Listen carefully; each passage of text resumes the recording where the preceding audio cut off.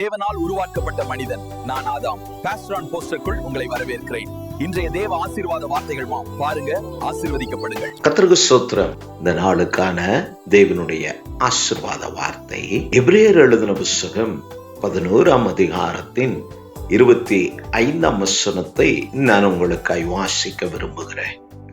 அனித்தியமான பாவ சந்தோஷங்களை அனுபவிப்பதை பார்க்கிலும் தேவனுடைய ஜனங்களோடு துன்பத்தை அனுபவிப்பதே தெரிந்து கொண்டு, இதற்கு மேலே உள்ள 24ஆம் வசனத்தையும் நான் இப்போ வாசிக்கிறேன். விசுவாசத்தினாலே மோசே தான் பெரியவனான போது பார்வோனுடைய குமார்த்தியின் மகன் எனப்படுவதை வெறுத்து, கிறிஸ்துவில் பிரியமான தேவ ஜனமே, கர்த்தருக்குள் சுகமாய் இருப்பீர்கள் என்று நான் விசுவாசிக்கிறேன். தொடர்ந்து உங்கள் ஒவ்வொருவருக்காக நாங்கள் கால வேளை உபவாச ஜெபத்துல நாங்கள் ஜெபிக்கிறோம். நேற்று தினத்திலும் ஒரு ஜெப விண்ணப்பத்தை அனுப்பியிருந்த அந்த சகோதரிக்காய் ஸ்தோத்திரம். தொடர்ந்து தைரியமாய் இருங்க. அக்காரியங்களுக்காக நாங்கள் ஜெபிக்கிறோம். கர்த்தர் பெரிய காரியத்தை உங்கள் வாழ்விலே செய்வார். உங்கள் மகளுக்காக நாங்கள் பாரத்தோடு ஜெபித்திருக்கிறோம். உங்கள் ஜெபத்தை, சபையினுடைய ஜெபத்தை, எங்கள் ஜெபத்தை கர்த்தர் கேட்கிறார். நிச்சயம் பதிலளிப்பார் என்ற விசுவாசத்திலே நான் காணப்படுவது நல்லது. விசுவாசம், இதே அதிகாரத்திலே விசுவாசம் நம்பப்படுகிறவைகளின் உறுதியும் காணப்படாதவைகளின் நிச்சயமாயிருக்கிறது என்று எழுதப்பட்டிருக்கிறது. தேவ ஜனமே, இந்த காலவோடை மோசே பார்வோனுடைய குமார்த்தியின் மகன் எனப்படுவதை வெறுத்து ஒரு உன்னதமான ஸ்தானத்தில் அவனுக்கு ஒரு நல்ல வாய்ப்பு கிடைத்தது. அவனுடைய தாய் மோசே பெற்றபோது எல்லா ஆண் பிள்ளைகளும் கொல்லும்படி கட்டளை பிறந்தது. அச்சமயத்தில் அவர்கள் தைரியமாய் ராஜாவின் கட்டளையை எதிர்த்து பிள்ளையை அவர்கள் 3 மாதம் ஒழித்து வளர்த்தார்கள். பின்பு அது பார்வோனுடைய குமார்த்தியின் கைக்கு போன சம்பவங்களை நாம் அறிந்திருக்கிறோம். நேரின்மை காரணமாக நான் விஷயத்தை உங்களுக்கு கொண்டு வருகிறேன். இந்த நாளில் இவ்வார்த்தையின் ஊடே கர்த்தர் நமக்கு கொடுக்கிற ஆலோசனையை நாம் எடுத்துக்கொள்ள கடமைப்பட்டு இருக்கிறோம். ஆம் தேவ ஜனமே, இங்கே பார்வோனுடைய குமார்த்தியின் மகனாய் தாயினுடைய பல பாடுகள், போராட்டங்கள், உபத்திரவங்கள், மரணம், இவை எல்லாவற்றின் நின்றும் தேவ கிருபையிலே அந்த தாயும் தகப்பனும் அவனை பாதுகாத்து அவனை நல்ல இடத்துல கொண்டு சேர்த்தார்கள். சேர்க்கப்பட்ட இடம் ஒரு தேசத்தின் மகிமையான மேன்மையான முதல் இடத்தில் அவன் இடம் வகித்திருந்தும் அவனுக்கான ஸ்தலம் ஒழுங்கு செய்யப்பட்டு அது தேவனால் உண்டானதுதான். அவன் கற்று தேறினவனாயிருந்தான்.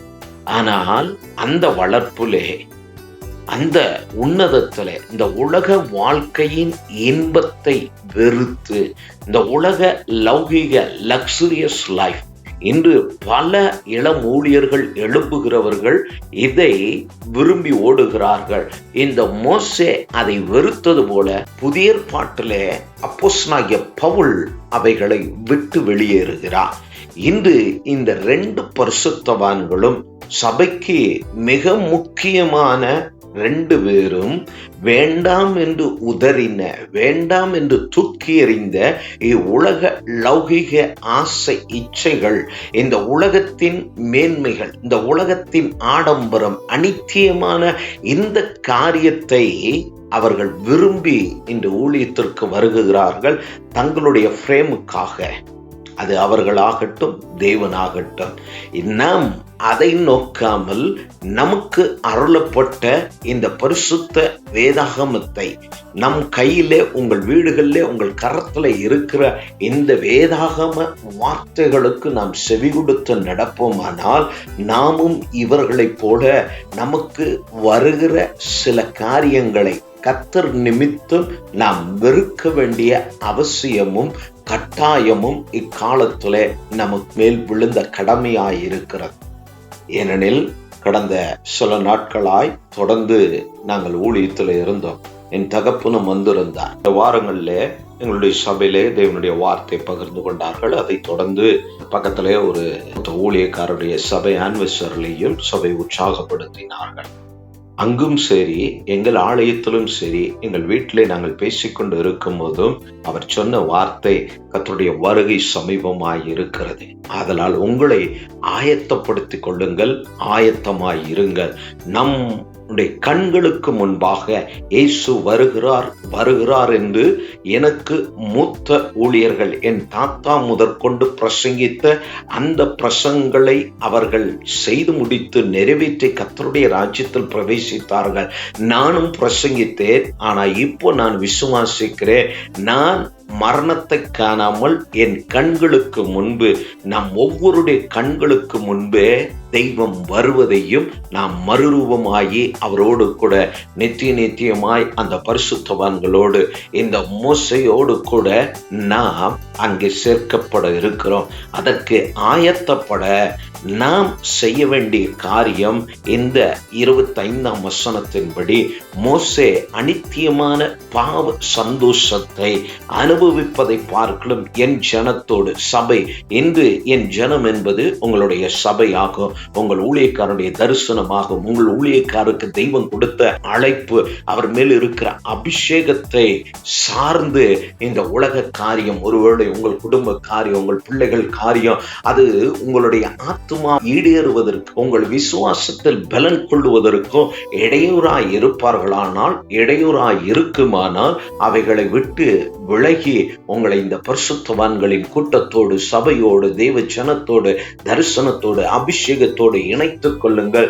ஏனெனில் காலம் நெருங்கிக் கொண்டு இருக்கிறது. தெய்வம் அதி சீக்கிரம் வரப்போகிறதான நாட்களிலே நாம் காத்திருக்கிறபடினாலே நாம் இந்த மோசையை போல அநித்தியமான இந்த உலக காரியத்தை, நமக்கு தேவைதான், ஆனால் கர்த்தர் நமக்கு சொல்லி இருக்கிறார், ஒன்றை குறித்தும் கவலைப்படாதிருங்கள், உங்களை போஷிக்க உங்கள் பிதா வல்லவராய் இருக்கிறார், அவர் கொடுக்க நாம் வாங்கிக் கொள்ள முடியும். நம் ஒருவரையும் அவர் பட்னியாய் விடமாட்டார், வீடு இல்லாமல் விடமாட்டார், துணி இல்லாமல் விடமாட்டார், படிப்பு இல்லாமல் விடமாட்டார், எல்லாவற்றையும் அருளுகிற தெய்வம் அவர்.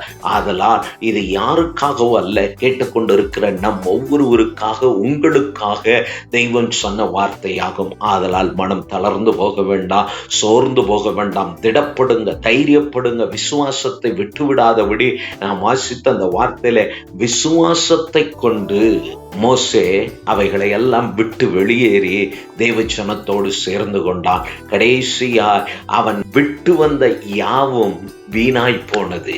அதை குறித்து பின்பு வேதத்தில் பெரிய சாட்சி இல்லை. இன்று வரை அந்த எகிப்து விழுந்ததாய் இருக்கிறது.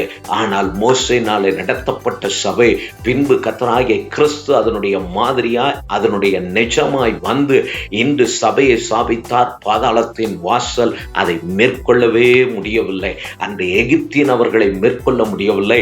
இன்று விழுந்து போனவன் சபையை, உங்களை, உங்கள் பிள்ளைகளை, குடும்பத்தை ஒரு நாளும் மேற்கொள்ள தெய்வம் அனுமதிப்பதில்லை. ஆதலால் நாம் தைரியமாக கிறிஸ்துவை சார்ந்து நாம் இருக்க பழக வேண்டும். அதே போல் அப்போஸ்தலனாகிய பவுல் நிறைய வார்த்தைகளை எழுதியிருக்கிறார். அதிலே எனக்கு மிகவும் பிடித்தமான ஒரு வார்த்தை கொலோசியர் எழுதின புத்தகத்தில் எழுதப்பட்டு இருக்கிறது. பிரியமானவர்களே, உங்களுக்காய் நான் அதையும் வாசிக்க விரும்புகிறேன். கொலோசியர் 1ஆம் அதிகாரத்தின் 24ஆம் வசனம். அவருடைய சரீரமாகிய சபைக்காக என் மாம்சத்திலே நிறைவேற்றுகிறேன். அவரே கொரிந்தியர்ல சொல்லுகிறார், 1 கொரிந்தியர் 40 அடி 3 முறை அடிக்கப்பட்ட தேவ மனிதன் கொலை செய்ய திட்டமிட்டார்கள். பல விதத்துல அந்த பவுலை துன்பப்படுத்தினார்கள். ஒரு நாள் அவன் துன்பப்படுத்துகிறவனாயிருந்தான். இப்பொழுது கிறிஸ்துவின் சரீரமாகிய சபையை வளர்த்தெடுப்பதற்காக இந்த கூட்டத்தோடு, இந்த அப்போஸ்தலர்களோடு சேர்ந்த மனிதன் கடைசி வரை அந்த சரீரத்திலே பாடுகளை சகித்து கொண்டு கிறிஸ்துவுக்காக அவன் உண்மையாய் ஊழியத்தை நிறைவேற்றினான். எப்படி இந்த மோசே அநித்தியமான பாவ காரியத்தை, அந்த எகிப்தின் காரியத்தை, தன் வளர்ப்பு காரியத்தை, தனக்கு போதிக்கப்பட்ட அப்போதனைகள், தனக்கு கற்றுக் கொடுக்கப்பட்ட காரியங்கள், அவனுடைய திறமை, மாம்சத்தின் பலன், இந்த உலகத்தின் காரியத்தெல்லாம் வெறுத்து எபிரேயர்களோடு, தேவ பிள்ளைகளோடு, சபையோடு அவன் சேர்ந்து நின்றது போல இந்த அப்போஸ்தலனாகிய பவுலும் தேவ சபைக்காக, தேவனுடைய சரீரமாகிய சபைக்காக பாடுகளை சகித்து எப்படியும் தரிசனம் நிறைவேற தன்னையே ஒப்பு கொடுத்த அந்த மனிதனை போல இந்த நாமும் நம்மை ஒப்பு கொடுப்போமானால், அதனாலதான் பவுல் தீமோத்தேயுக்கு சொல்லுகிறான், என்னோடு கூட தீங்கு அனுபவிக்க நீ ஆயத்தமாக என்று சொல்லி, நல்ல போராட்டத்தை நான் போராடினது போல நீயும் போராட வேண்டும் என்று சொல்லி, சபைக்காக, தேவனுக்காக நாம் சில காரியங்களை சகித்து கொண்டு கர்த்தருக்கு ஸ்தோத்திரம் சொல்லிக் கொண்டு நன்றி பலி செலுத்தி கொண்டு அவரை துதித்து கொண்டு அவர் கொடுத்த வாக்குத்தத்தங்களை பிடித்து கொண்டு நாம் முன்னோக்கி போவோமானால் நம்மை மேற்கொள்ள துன்பம் வரும், துயரம் வரும், சத்ரு எதிர்ப்பான், நம்மை மேற்கொள்வது போல் காணப்படும். ஆனால் நிச்சயமாய் அவரை நம்பின, அவரை விசுவாசிக்கிற, உங்களை எதிர்க்கிறவன் உங்களை மேற்கொள்ள பரலோகத்தின் தெய்வம் அனுமதிக்க மாட்டார். அப்படியானால் அவர் சிலுவையிலே தோற்று போனதாய் காணப்படும். அவர் தோற்று போகவில்லை, அவர் ஜெயம் எடுத்தார், மரணத்தை ஜெயித்தார், பிசாசின் கிரியைகளை ஜெயித்தார். அதனால் தான் நமக்கு சொன்னார், அவனுக்கு தைரியமாய் எதிர்த்து நில்லுங்கள், உலகத்தின் முடிவு வரையந்தோ நான் உங்களோடு கூட இருக்கிறேன் என்று சொன்னவர். இந்த கால ஓலை உங்களோடு கூட இருக்கிறவர். இந்த உலகத்தில் இருக்கிற உங்கள் பிரச்சனைகள், போராட்டங்கள், நீங்கள் சந்திக்கிற காரியங்கள், உங்கள் வியாதி, உங்களுடைய கண்ணீர், வேதனை, நீங்கள் நடந்து போகிற பாதைகள் ஏதுவானாலும் அவைகளை எல்லாம் விட இயேசு பெரியவராய் உங்களோடு கூட இருக்கிறார். நிச்சயம் கர்த்தர் அதை நின்று உங்களை விடுவிப்பார் என்று இந்த கால ஓலை தைரியமாய் ஊழியக்காரனாய் நான் உங்களை விடுவித்து உங்களை ஆசீர்வதிக்கிறேன். நீங்கள் ஆசீர்வாதமான பாத்திரங்களாய் இருப்பீர்கள். அப்படி நாமும் கர்த்தருக்காக சகிப்போம். கர்த்தருக்காக இந்த உலக காரியத்தினின்று நம்மை விடுவித்து கர்த்தரோடு உங்களை இணைத்துக் கொள்ளுங்க. மகிமையான ஸ்தானத்துல கர்த்தர் உங்களை கொண்டு நிறுத்த அவர் போதுமானவர்.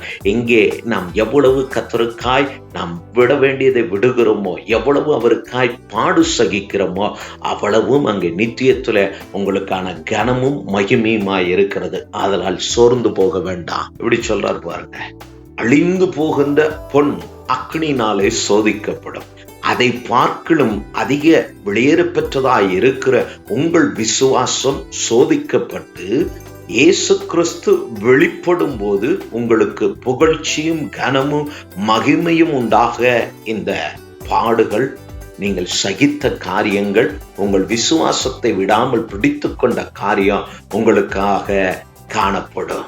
அதற்கான கிரெடிட்ஸை கர்த்தரே உங்களுக்கு கையில் கொடுப்பார். அதனால் தைரியமாய் இப்பாடு அனுபவிக்கிற உங்களுக்காய் நான் ஜெபிக்கிறேன். கர்த்தர் நம்முடைய ஜெபத்திற்கு பதில் கொடுக்கிறவர்.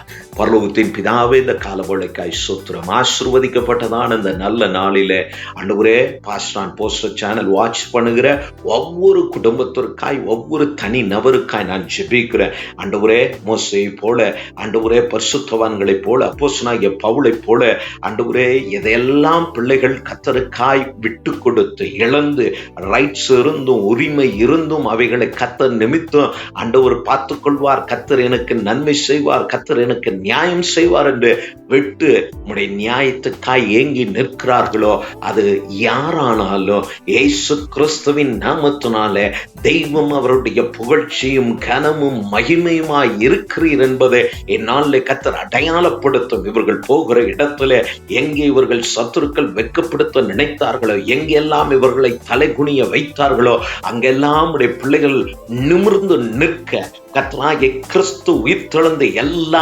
நாமங்களுக்கு மேலாய் உயர்த்தப்பட்டு இருப்பது போல உடைய பிள்ளைகள் இவருடைய சத்துருக்களை பார்க்கலோ உயர்ந்து மேன்மையாய் இருக்க கர்த்தர் உதவி செய்யும். இவருடைய விசுவாசத்தை கனப்படுத்தி கர்த்தர் கிரியை செய்யும்படி நான் ஜெபிக்கிறேன். இவர்களுக்கு தெய்வம் வைத்த நன்மையும் ஆசீர்வாதத்தையும் மேன்மையும் உயர்வையும் தடைப்படுத்துகிற தடைகளையும் இந்த குடும்பத்துக்கு விரோதமாய், இந்த தனிப்பட்ட சகோதர சகோதரிகளுக்கு, இவர்கள் பிள்ளைகளுக்கு விரோதமாய் போராடுகிற எல்லா போராட்டத்தின் கிரியைகளையும், அந்த ஏரியாவின் எல்லா அசுத்தங்களையும், அவருடைய உறவுகளால் எழும்புகிற எல்லா தீய வல்லமைகளுக்கும் உடைய பிள்ளைகள் காக்கப்படட்டும் என்று சொல்லி ஊழியக்காரனாய் நான் ஜெபித்து உடைய பிள்ளைகள் மேலும் ஒரு தெய்வீக காவல் உண்டாகட்டும் என்று நான் ஜெபிக்கிறேன். ஆண்டவரே, ஒவ்வொருவரையும் நான் ஆசீர்வதிக்கிறேன். எல்லா பாடுகள், போராட்டங்கள், உபத்திரவத்தில் நின்று நீங்களாக்கப்பட்டு ஒரு சுக வாழ்வு கர்த்தருடைய நாமத்தினாலே இவர்கள் வாழ்ந்திருக்க நாளில் கர்த்தர் கிருபை செய்யும்படி ஜெபிக்கிறார். என்னுடைய ஊழியர்கள், சபையார், ஆண்டவரே ஒவ்வொருவரையும் ஆசீர்வதி. ஊழியக்காரில் பலவீனப்பட்டு இருக்கிற ஊழியர்கள், துன்பப்படுகிற ஊழியர்கள், காரணம் இல்லாமல் ஆண்டவரே ஆலயத்துக்கு விரோதமாய், ஆராதனைக்கு விரோதமாய் எழும்புகிற வல்லமைகள் அந்த ஊழியக்காரனுடைய அழைப்புக்கு முன்பு, அபிஷேகத்துக்கு முன்பு அடங்கி போகட்டும். வாழ்த்தி ஒவ்வொருவரையும் உடைய கிருபைக்கு ஒப்புக்கொடுக்கிறேன். நசுனாகிய இயேசு கிறிஸ்துவின் நாமத்தினாலே பிதாவே, ஆமென், ஆமென். மீண்டும் தேவனுடைய ஆசீர்வாத வார்த்தை உங்கள் கொண்டு வருகிறவரை கர்த்தர் உங்களோடு இருப்பாராக. கர்த்தர் உங்களை ஆசீர்வதிப்பாராக. நான் தீர்க்கதரிசி ஏலியா. பாஸ்டர் ஆன் போஸ்டர் சேனலை பார்வையிட்டதுக்கு நன்றி. லைக் பண்ணுங்க, ஷேர் பண்ணுங்க, சப்ஸ்கிரைப் பண்ண மறக்காதீங்க. கர்த்தர் உங்கள் அனைவரையும் ஆசீர்வதிக்கட்டும்.